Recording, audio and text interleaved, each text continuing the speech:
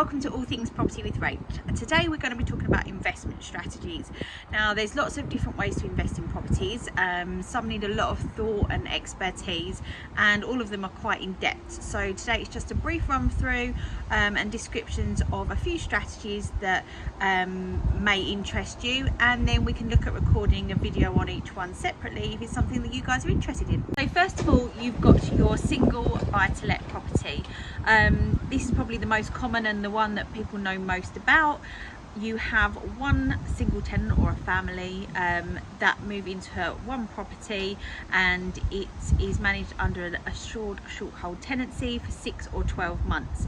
And whilst there's lots of legislations and laws around for landlords, generally everything only has to be done once per tenancy, and you can find a letting agency that will do a lot of the work for you, and lots of the letting agencies know lots about it and keep up to date with the laws and what you need to do, so you are covered from that perspective.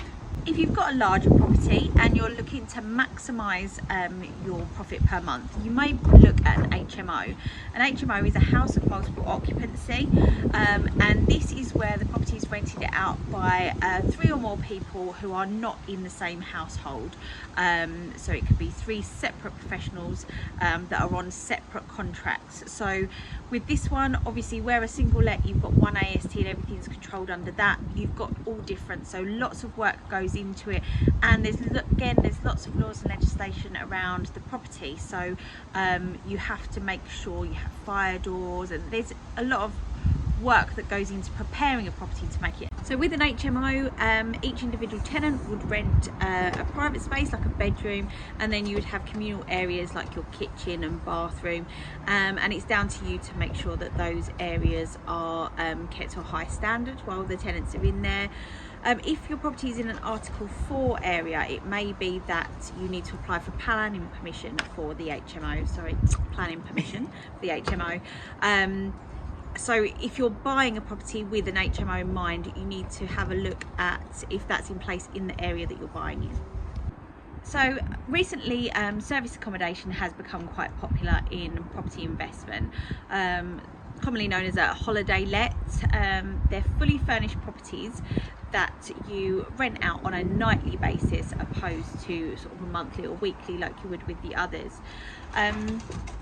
These do involve a lot more work. Obviously you've got the cleaning, and then you've also got the advertising of them, so making sure the property's on booking.com and managing those bookings that come in to make sure that you're not double booking people. You need a lot of systems and processes in place, so this is probably a more hard work option. However, obviously because you're charging per night or per week, you are getting a much better return on your investment. With any property investment, you need to think about void periods. Obviously single lets are less likely to have those void periods, but when they do, they can be for longer. HMO, if you've got one room empty, you could still have an income coming in on the other 3 or 4 that you've got in the property, so you wouldn't be down to no income coming in, it would just be reduced. And with serviced accommodation, you have to think about the time of the year. If you've got a property in a seaside location, it could be that you're fully booked all through the summer, but obviously have quieter months where you have bigger void periods. So they're all things to factor in and work out when you're looking at your figures, so that you are factoring void periods into your annual income. Once you've decided on the strategy that you're going to use, this can determine the area that you're going to buy in. So for a single let, say a 4-bedroom single let, you need to make sure that you're near schools, parks, amenities, things that families are going to need. HMOs generally work well near universities, hospitals, airports, places where people will need to come and have just one room. They don't necessarily need a whole house for those short bursts of time. And then obviously with serviced accommodation, you're looking at anywhere that people will generally want to holiday, or near an attraction. Theme parks are good. Lots of people want to stay overnight when they go to a theme park, and various tourist attractions, as well as obviously your obvious cities and beaches.